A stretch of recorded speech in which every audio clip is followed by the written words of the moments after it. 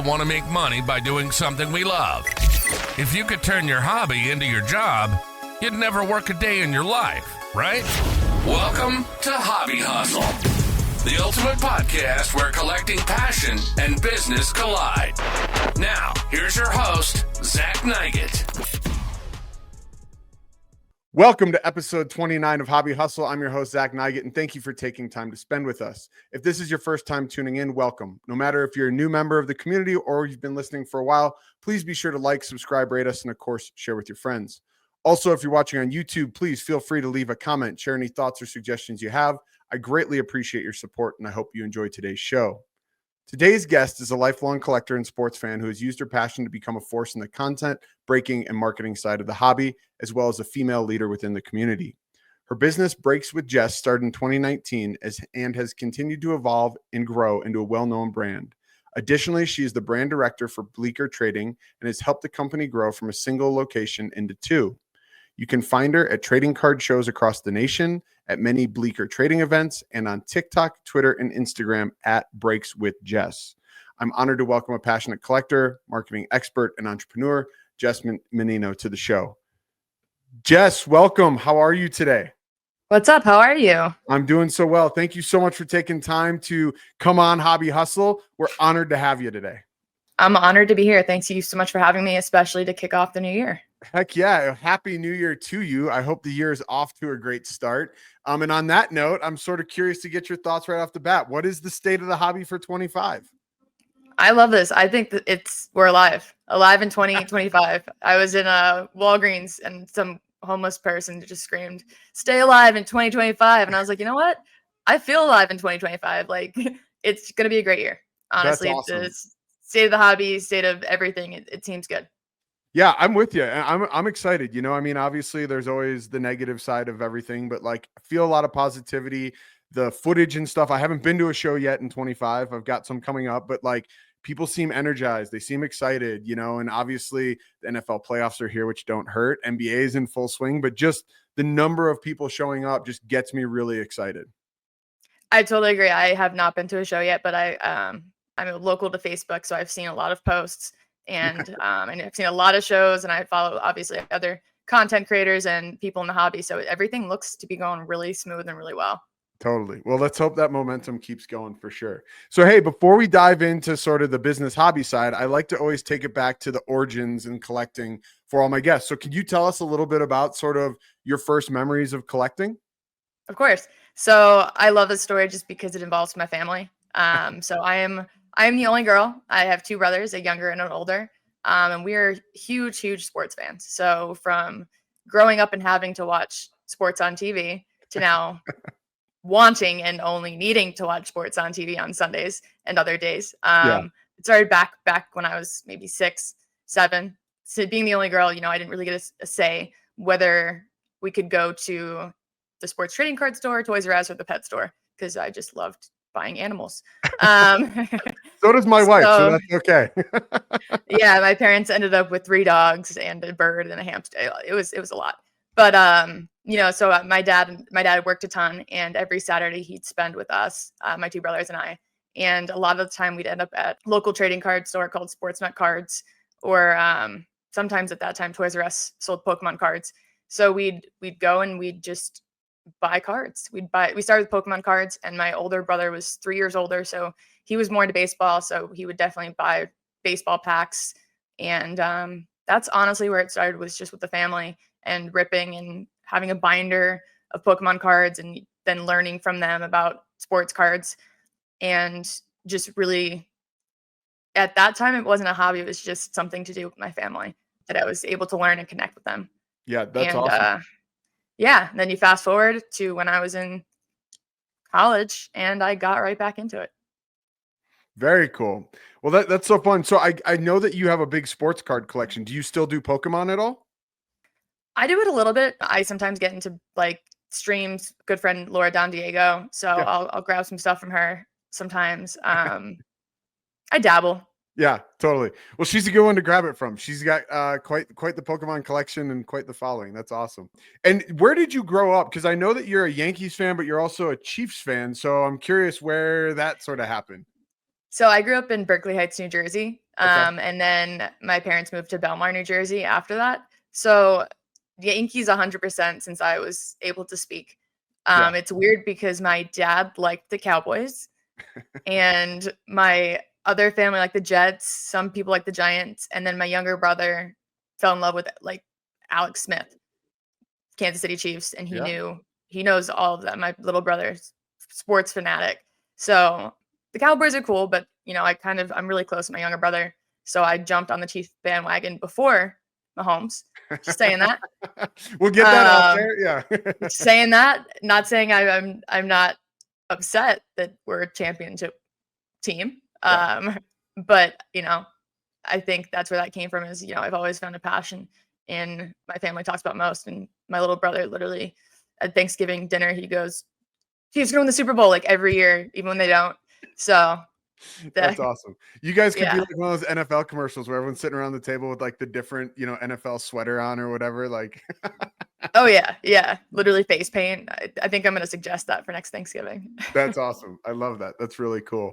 Well, and they've got a good shot this year. We'll see what happens, but I mean, that'd be pretty incredible if they go first time back to back to back. Who knows, right? I mean, yeah, I think there's a lot of great teams this year. I like to see, the Lions. Honestly, I'm rooting for them. That hurts, Jess. I'm a Bears fan. But sentimentally, I appreciate that Lions fans have been through a lot. Yeah, I mean, honestly, the Bears are not bad at all. But there's a lot worse. There's a lot worse. You could be a Browns fan. Yeah, that's true. That's true. Well, that's cool. Well, so just real quick, like back to the collecting stuff, so I'm sort of curious. I know, like I had mentioned that you're a big sports card collector, but can you tell us sort of how you have evolved in your collection and sort of what you're into today? Yeah. So back when I, got back into it in 2000, I'd say 14, I went to the Nationals with my dad and my brother. And then I started getting back into it heavy in like 2016. I would just join breaks on YouTube and kind of be all over the place. And now, I mean, I still just love ripping wax, but I've definitely honed in on some players that I love. Definitely my OG player is Derek Jeter. So I've started just evolving there. I started prospecting actually in about 2019. I wish I got into it in 2016, but that's a different story. So I started prospecting a lot, especially when I was breaking. I would read up on these guys and I really found it exhilarating to, pick 5 to 10 guys and kind of collect them and know that they have this awesome ability in their minor league. And I just hope that they make it to the big leagues. And a lot of those players have, played out. So I think that's how I've evolved, going from popular players to really finding the players that I love to watch and love to learn about and who I'm rooting for versus, just collecting everything that's either hot or on the market today. And that's what I've always been about, Case hits are cool, but I don't think I've ever hit it downtown. Yeah. No, it's awesome. Well, and then there's a lot of upside too. I mean, there's risk like anything, right? But like, it's cool, like you said, to be like, hey, I got on this guy early and he's, even if he isn't a superstar, but he became a good player and, you make some financial gains along the way, right? Exactly. And if you love what you're collecting, it doesn't really matter because I'm still sitting on all these cards and that's just where I'm at right now. Yeah, no, that's awesome. That's really cool. So I got to ask, you're in New York. I know Sharon's in New York, Black Jaded Wolf. You guys are both into prospecting. You guys share some ideas all the time? We definitely did. I have not seen her this year yet, but yes, actually Sharon's one of the first people that I met really in the hobby in person because of COVID happening and all that stuff. So we met at a Philly show and she's been an amazing influence in my life.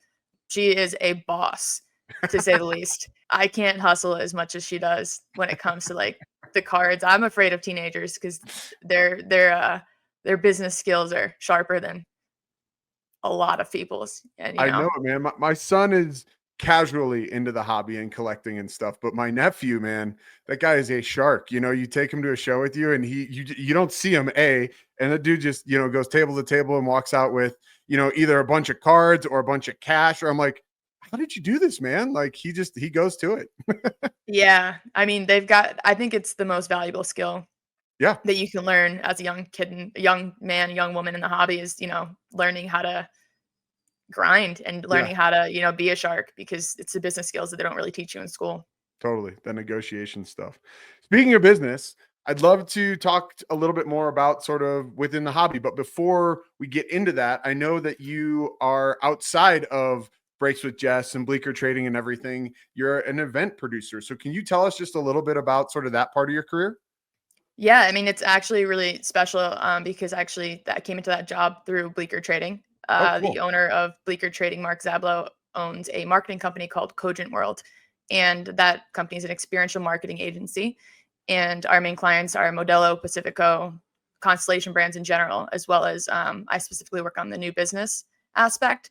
So kind of fell into it. I was doing events at Bleecker and I saw the grander picture, and Mark was like, hey, how do you feel about giving this a stab? And completely separate kind of entity and different team, larger company for sure.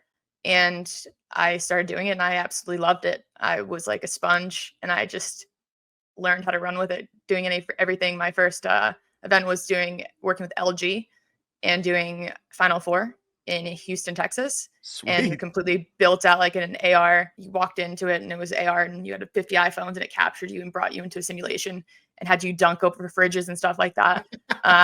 So like I work with everything from ideating to helping with the pitch to truly building out whatever we're doing, and then being on site training, going through it, user flow, to wrapping it all up. So I absolutely love it. I do a lot of trade shows as well. So just bringing that even just back to the hobby, seeing big trade shows now happening, somewhat like Fanatics Fest, it's really interesting to see it being set up and knowing that this is what I do, Heck yeah. building these awesome experiences that we saw, and even larger to the extent of working at Innings Fest, working at the All-Star Game, working at the World Series, and what I've been lucky to do is bring trading cards in the sports trading card world and hobby into those different events. Yeah.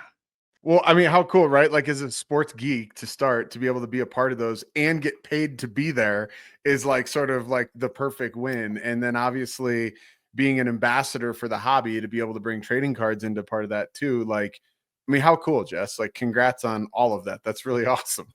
Thank you. Yeah, it's been honestly the coolest thing when I get to bring the trading card side into it. Just the different festivals or the All-Star Game, when I was able to open up cards in front of people. I think that was the coolest experience. I was at these concerts and they hired me to, put on a mic and just rip packs. And people would come up to me and they're like, "Oh my gosh, my son collects." Yeah. Oh, they're like, "I used to collect." And everybody just has some sort of connection to it.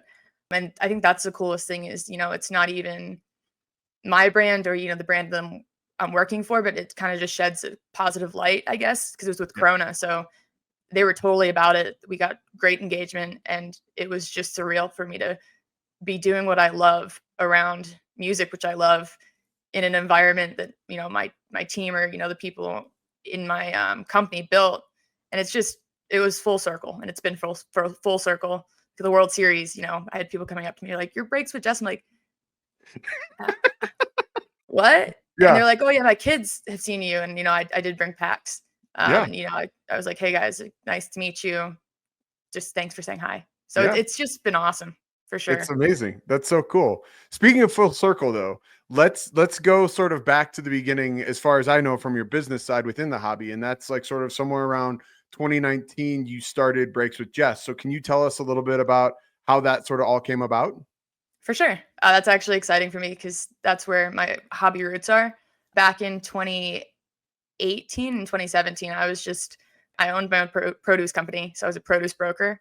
So I, just spent time watching breaks when I was doing billing. And I got in a little community through there. It's funny, my name was like J-Min because like Jess Mineo, like, Yeah.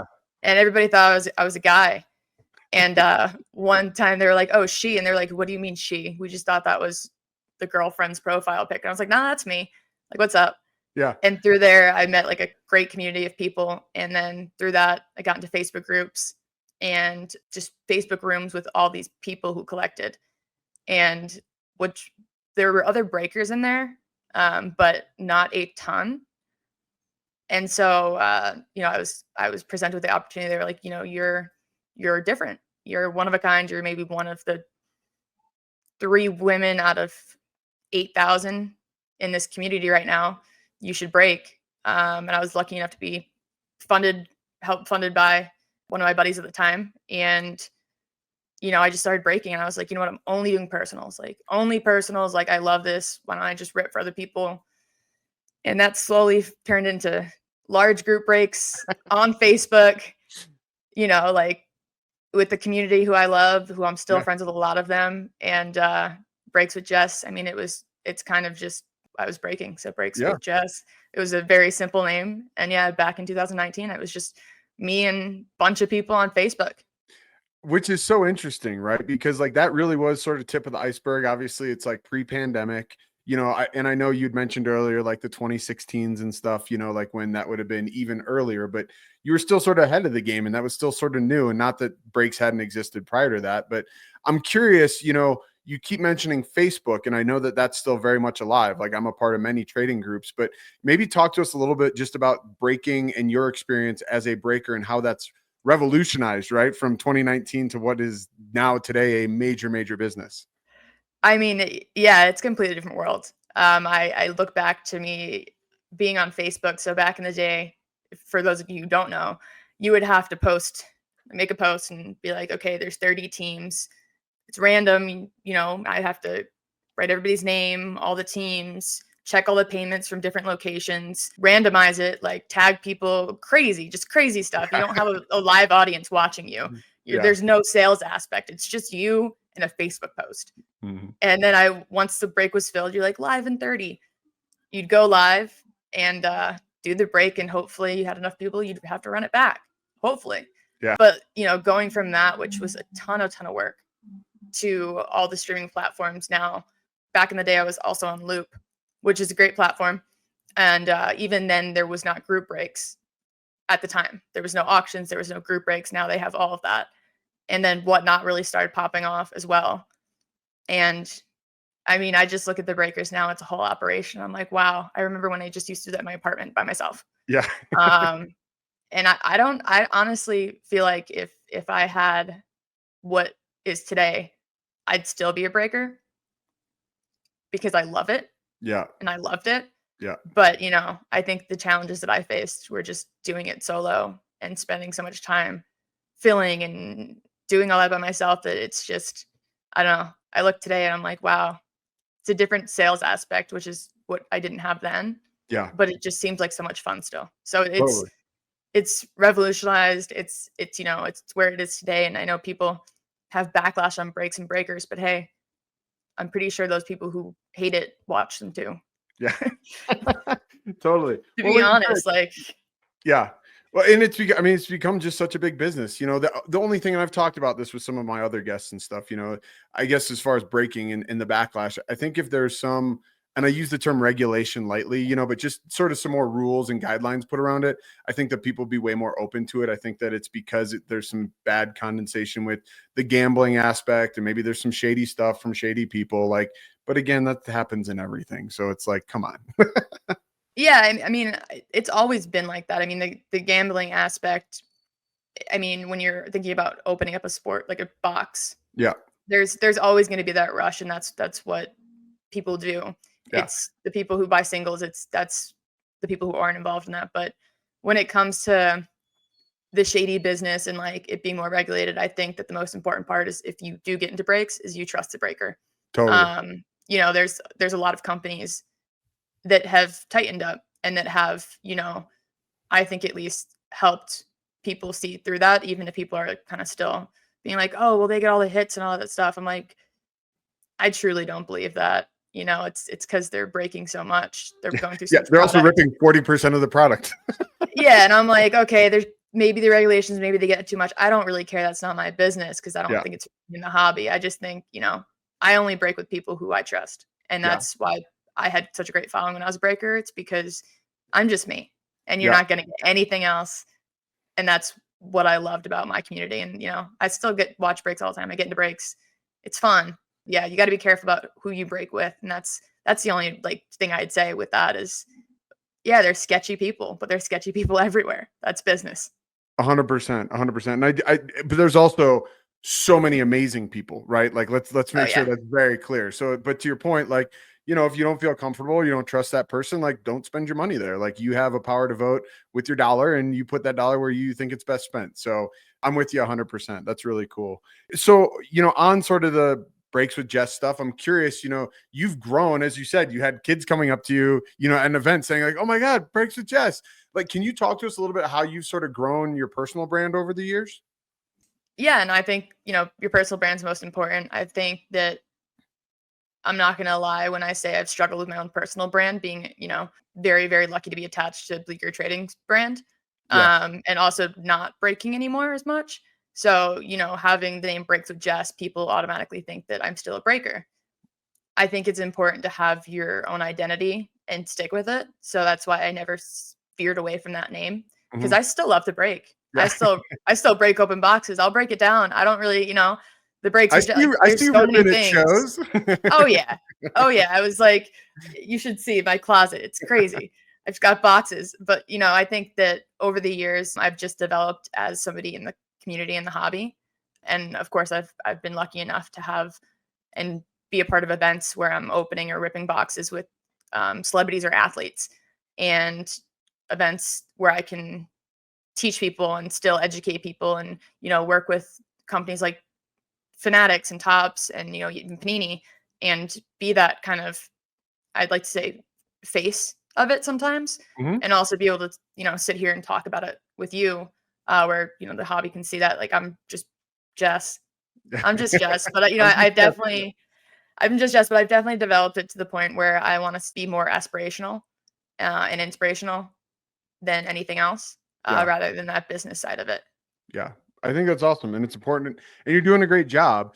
You know, and with that, you know, you've sort of pivoted from the breaking as much into more like the content creation and stuff. So can you talk to us a little bit about sort of what your perspective on content creation, what's been successful for you?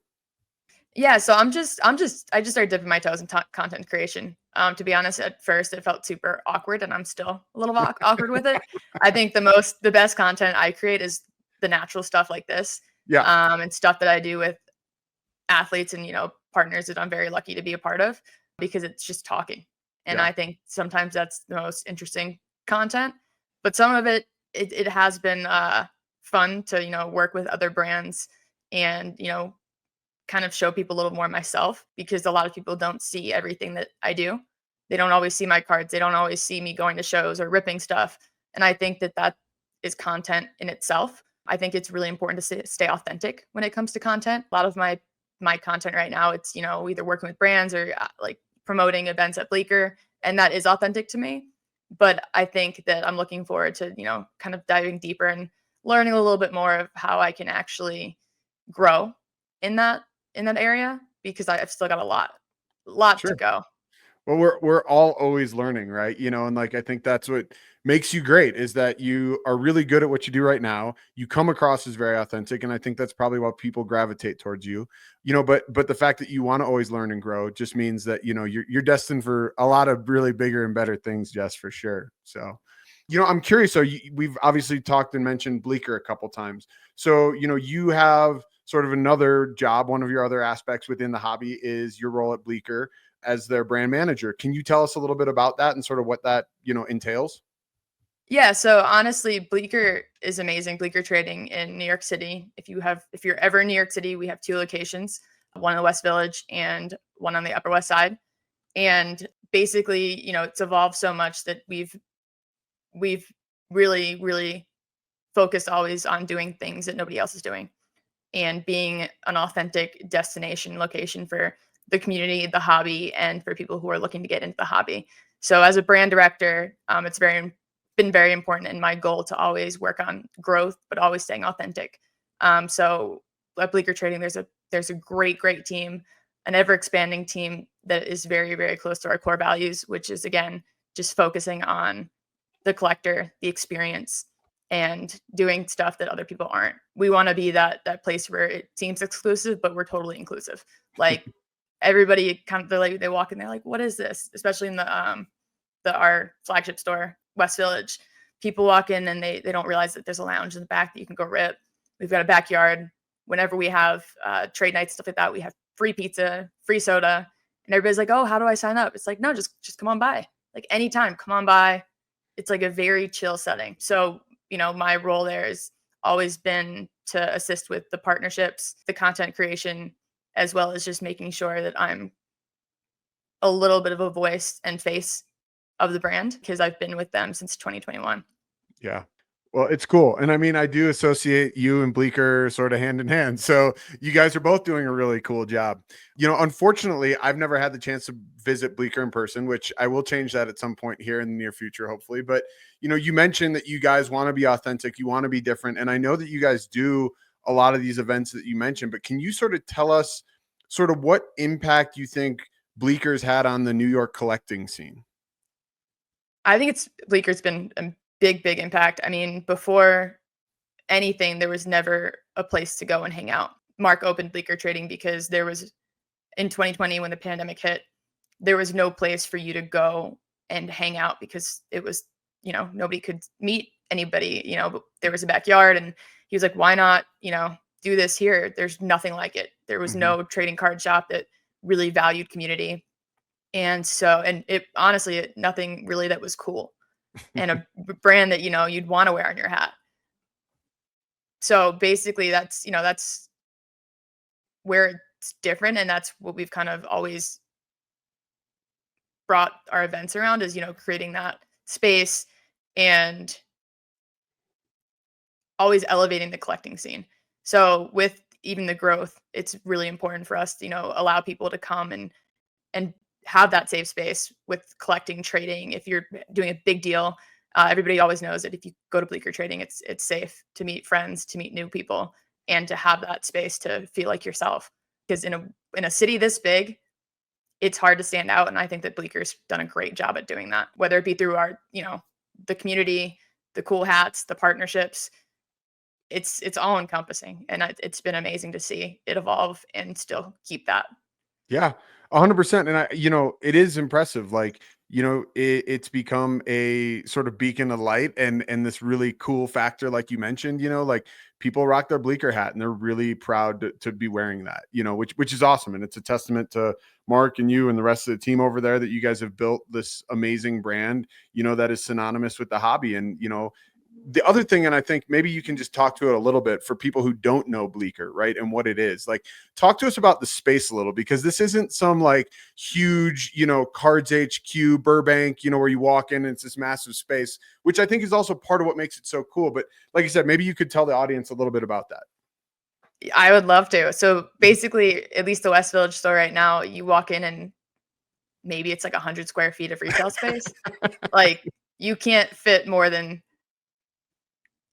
15 people in there in the front without being like squished. That's even a lot, to be honest. But it's just a sliver, and that's where you can buy your wax, singles, all that kind of stuff. But you kind of have like the little walkway and you go in the back, and it's a complete lounge vibe. It feels like you just walked into a speakeasy. It feels like you just, if you look at the pictures, that's what it is. It's a cool couch with some really cool memorabilia and pictures on the back. There's a table. There's always people having fun, eating pizza and just chatting. And that's the space that people gravitate towards. And then an amazing backyard that when the weather's great and even when it's not, people can just go out there and bring their cards, take meetings. And it's amazing having it nestled in like the heart of New York City. I don't think that I've ever seen anything like it. So it's definitely a space that is a destination, and it's so different from any other card shop that I've ever seen. So yeah, I mean, it's, as you can probably see, my face is lighting up talking about it. Totally. Yeah. It's great. I mean, and then having events there, it's even cooler. I mean, sometimes of course we wish it was bigger. Yeah. And that's why we did, open up the Upper West Side location so we can be more accessible to other people, who live in Westchester and all that stuff, as well as, it's just one subway line. So literally if you're in the West Village, you just take the subway right up to our larger location. They're both right next to pizza places. So Made in New York pizza, gotta have that. And the Upper West Side store is a little more spacious, but it still has that Bleecker Trading vibe. The same art, same customer service, same community, just not as much of a speakeasy. Yeah, totally. That's so cool, man. But I mean, talk about like taking it back, right? I mean, pizza and cards, that was like my childhood, it was like go play sports, meet up with the buddies, go trade cards, go to ride our bikes to the card shop, crunch some pizza. Like Oh that's what yeah. it was all about. Yeah, we have so many local kids because the West Village has like a lot of parks. They're just gonna come after their their games, or their parents bring them right down from school, Yeah. and it's honestly the best location. I mean, heck, if I could live down there, I would. Right. That's amazing. That's really cool. So, I mean, obviously, you're doing well outside of the hobby. You're doing really well with your personal brand. Bleeker's doing really well. You've had so many positive wins. Can you sort of tell us what stands out to you, sort of some of the strategies that have helped become both your personal brand and Bleecker be so successful? I honestly think one of the biggest strategies that we've had, or at least mindsets, I'll go there, is growth. To never stop growing. If somebody's doing it better, then you could always pivot. No need to compete, just be different. I think Mhm. being different is such a competitive edge, and I think that's what Bleecker has.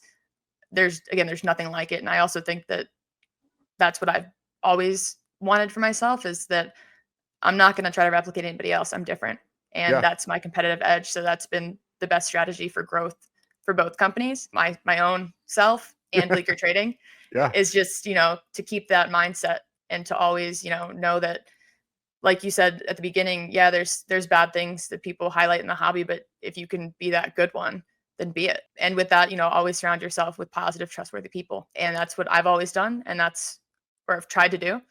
You weed out the bad ones as you learn, Yeah. and that's what Bleeker's done. I mean, the team that we have there is absolutely amazing, and they come from all different backgrounds, and it's an honor to be a part of it. So, so those two are just, that competitive edge of always be different, always grow, and be ready to pivot, as well as surround yourself with people who you trust, admire, and who are going to help you grow. Yeah. I think that's amazing advice. And I think it's so important, and I think it plays onto the authenticity, right? And it plays onto the being unique, and it plays onto, I'm a big believer, like you said, of like trying to put as much positivity into the world as you can and sort of speak that. And, a lot of times that will come back. It doesn't work every time, but, being able to be inclusive, of everyone, and trying to just say, hey, like, I'm here for the bigger, greater good, like that comes back, and that's important. Yeah, and to be honest, when there's the negative stuff happening, are we gonna turn a blind eye to it? Like, no, I'm Sure. not going to, but I don't need to always comment on it, Right. because honestly, it's most of the time not my place. Yep. You I, know, I it's I agree with you that too. It's like, if it's not my thing, like my whole thing, and I tell my kids this all the time, and I think it's just a life lesson, right? It's like if somebody or something isn't bothering you, like it's okay. Like you can just let it be, do your thing, focus on you, control what you can control. And that's what matters, And I think that because of social media age, you see everything, you hear everything, you feel obligated to jump in, and that's not always needed. yeah, I mean, social media is a whole nother world, and I learned really quickly. I mean, I've never had an issue with it, but Yeah. there's so many times where people have, commented on my stuff, or commented on my happy-go-lucky comments, being like just some nasty stuff, and how many times I just wanted to like smile, like even just chirp back, but just know that, like, why would I give them, these people who feed off other people's energy that's just not good, Yeah. the satisfaction? And I think that's also a great thing that Bleecker does, is they just stay out of it. I don't think anybody, there's no bad stuff to say about Bleecker Trading as a brand.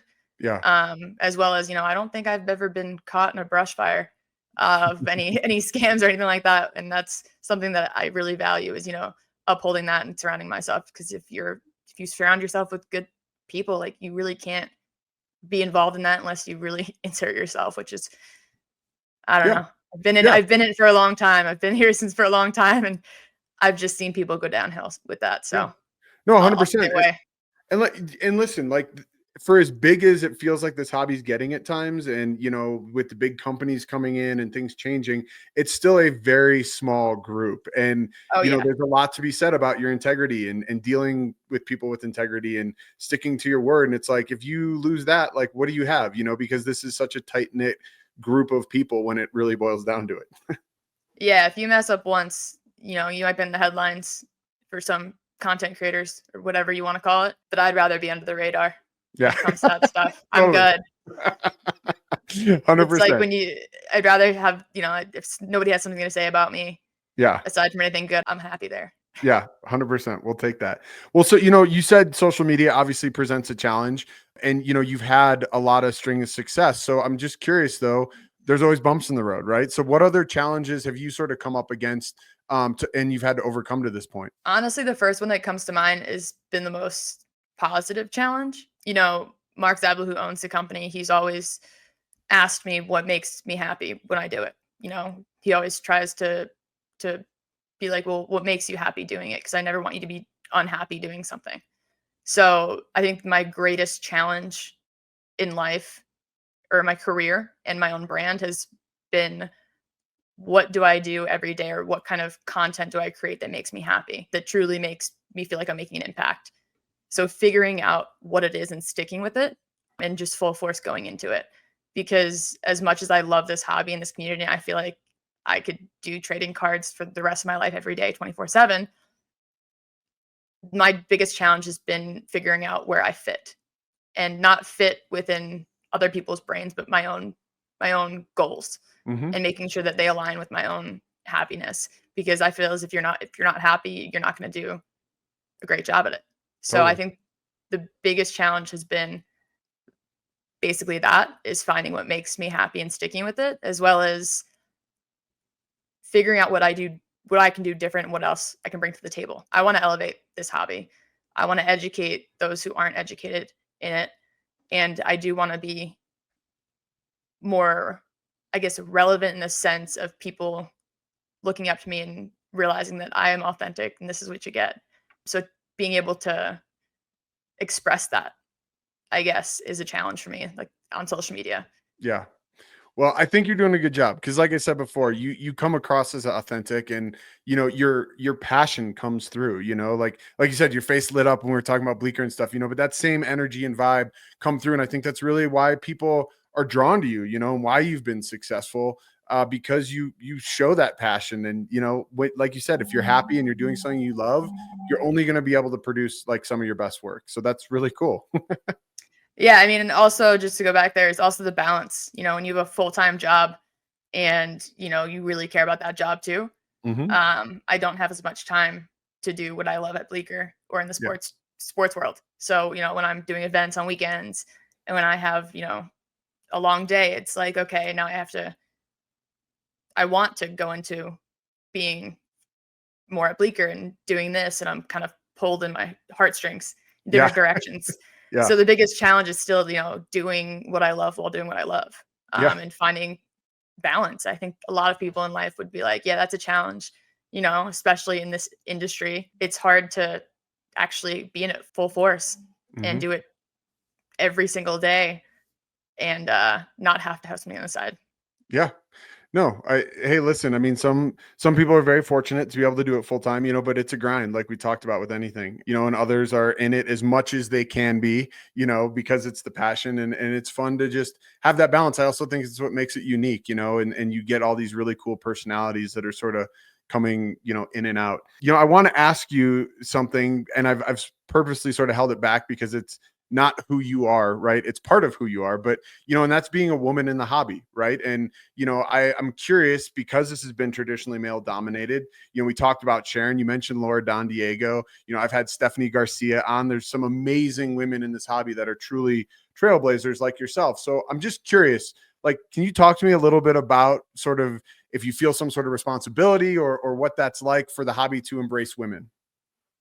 I mean, I love that you brought that up because, a lot of people do bring it up and they bring it up in a different question. And I like the way you worded it. I truly believe that it's amazing to have other females and women in this hobby. I do think that it totally is a male dominated space, but I've always felt comfortable in it. It might be because I have two brothers. It might just be because when I got into it, I was one of the only females and I was treated great. And seeing more women get into it, like you said, Steph, Laura Don Diego, seeing even, new women get into it, like Kayla Collects, who's younger, Haley from, Slab Mania, who's now a breaker and who's a great content creator, and becoming friends with these people more and more. Like, again, my 3 best friends are, I've got a lot of now best friends who come from the hobby. Mary Gamble, she's amazing. She lives in New York City and we're close. Like I said, Slabmania, we talk almost every day now just about not even cards, but just we've become friends because we gained that trust. And like, again, all the other people I mentioned, plus so much more. If I wanted to name all of them, I'd be here forever. But I love just seeing other people, but that doesn't mean that I don't think that women in this hobby are any different.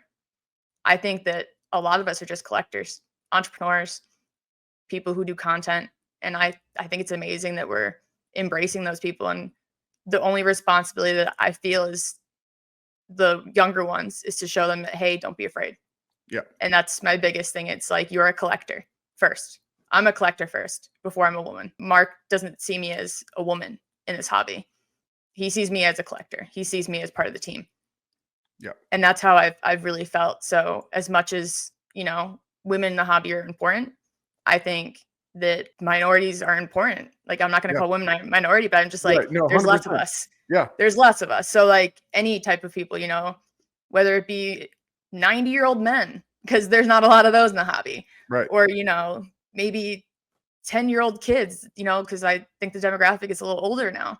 Mm-hmm. I think that it's important for these people to be in the hobby no matter what. And I think it's important for people to be accepting and to give them a shot as a collector versus, their gender or the color of their skin or anything like that.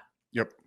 No, I'm with you 100%. And I'm encouraged to see, as obviously the COVID boom brought tons of people to the hobby because of the financial gains, right? And the money that was being made. But to see, I think, not only, the number of collectors expand, but like you said, there's more minorities, there's more women, there's more kids, like there's just more and more people that are gravitating towards the space.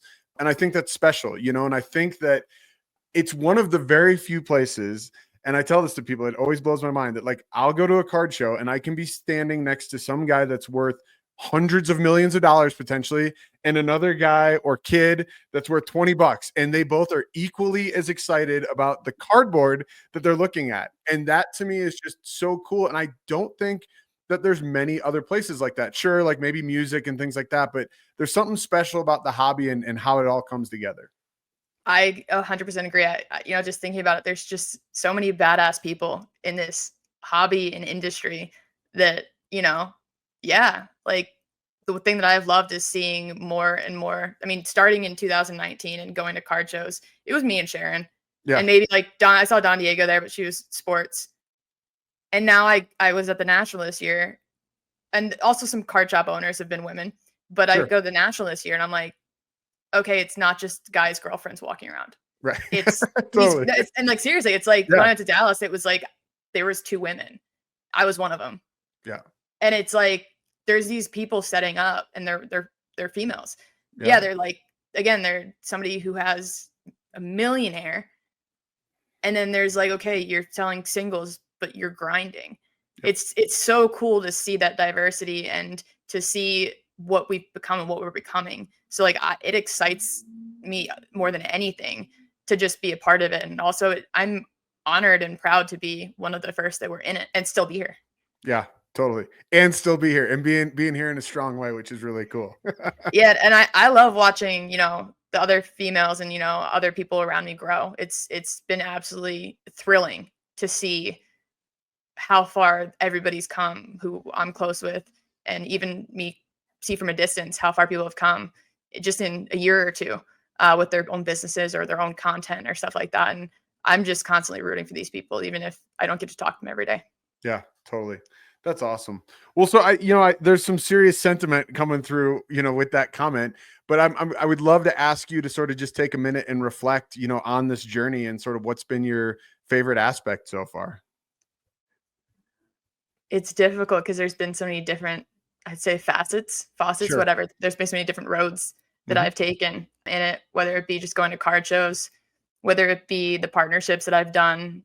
I've been very, very lucky to have opportunities. I was on Pawn Stars, and that was super cool through the hobby. Like that was really cool. I helped launch eBay Live with beta with, DJ Ski. I've been able to be at the World Series through my job. I was able to break, I guess what comes down to it is the best part and my favorite part has always been, interestingly enough, the times that I've been able to bring something that the hobby hasn't seen before into it through partnerships, through Bleecker helping me, shine my light, or just through, me being me and being one of the first people at a card show as setting up, just not caring about everybody else around me, but, just truly having fun.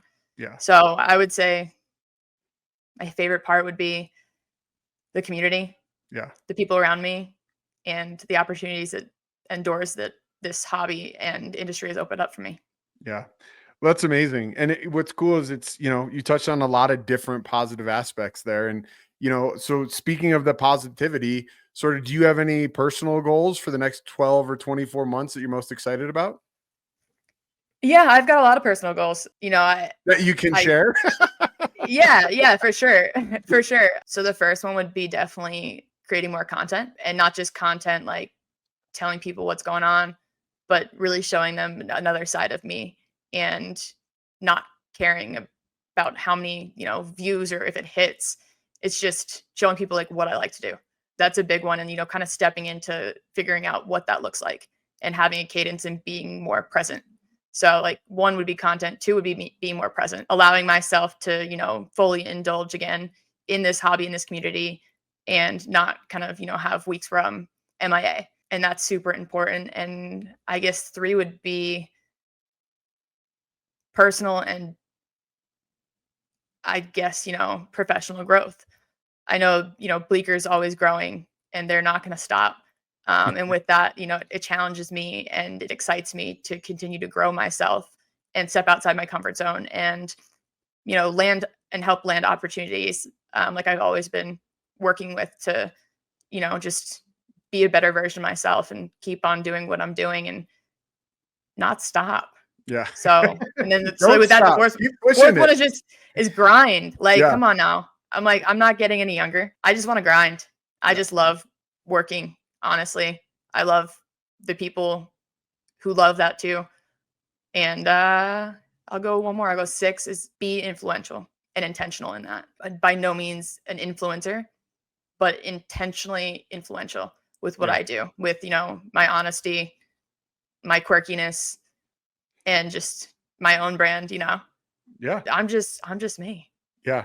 So Well, like I said, we've talked about it a couple times in this conversation, but I think when it boils down to it, like the way you stand out in a crowd is to be you, because you are one of one, and like I said, you have so much positivity, you have so much knowledge, you have the networking capabilities, and those things are not something that everybody can replicate, and if you're true to that, you're going to go places and be just fine. And clearly you have, and you're going to keep going. But like, I think it's just so important to stay true to yourself, because, I try to post motivational quotes here and there and stuff like that, but it's always like, you will find, whoever your tribe is by being you. If you're being fake and being somebody else, you'll never find your tribe, because you're always trying to be somebody else's tribe. So I think that's really important. And I love that. And I love that you have the presence to think about, that you are influential, not as the hobby influencer, but just that you're thoughtful and mindful about that. I think that's really important.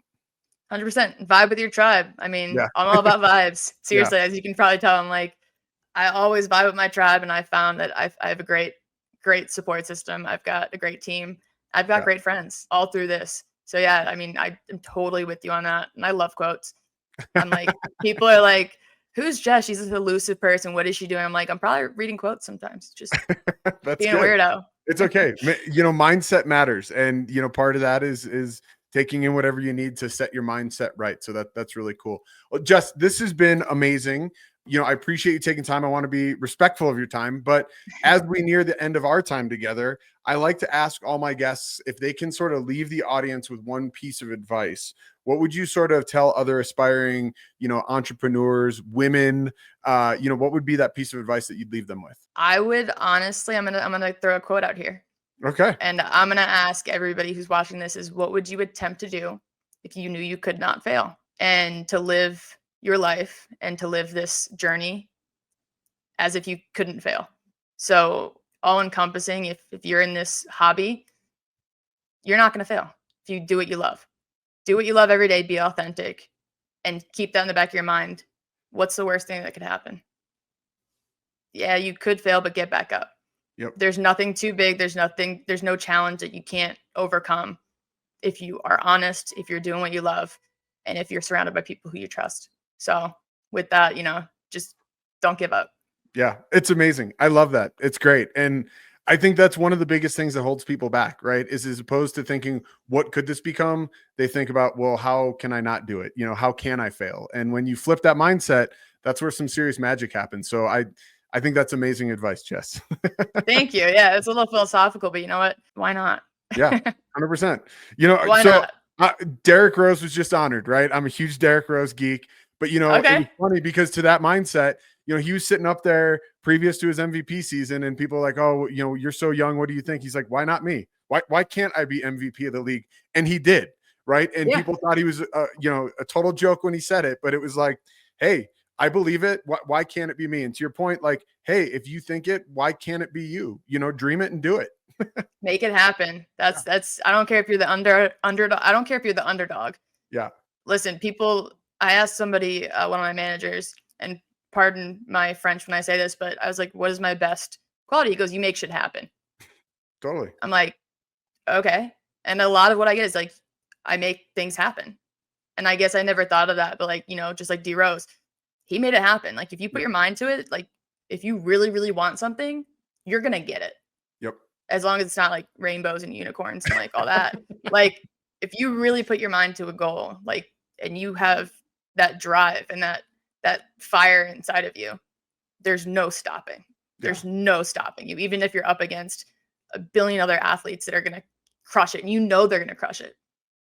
It I don't know, with like athletes, when it comes to even in this industry, this hobby, anything, let people ignite you and never put that fire out. It's like, get it, just go get it. Yep. It could be yours. Yep. That's awesome. That's so great. Well, hey, before I let you go, shameless plug. Some people are watching and I've been having a banner come up, but where can people find you, Jess?